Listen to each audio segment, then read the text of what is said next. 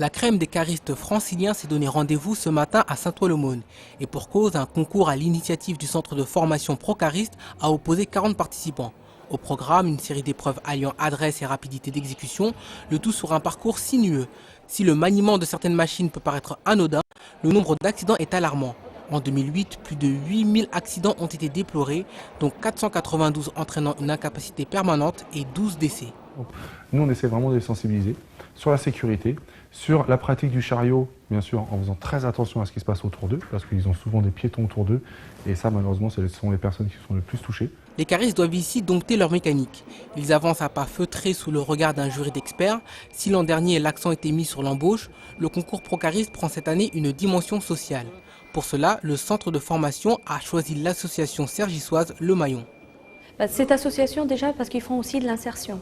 Ils font de l'insertion des jeunes, ils aident les personnes à retrouver un emploi, ils font pas mal de choses humanitaires, enfin, dans différents domaines pour aider les familles du Val d'Oise.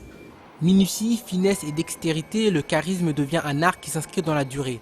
Si les heureux gagnants pourront s'envoler en voyage, ils ont surtout participé à une initiative solidaire.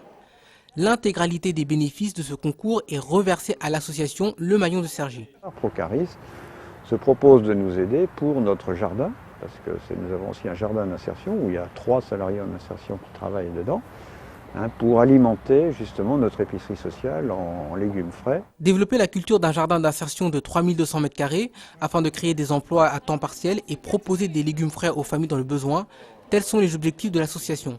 Cette année, une centaine de personnes ont pu bénéficier de ce programme.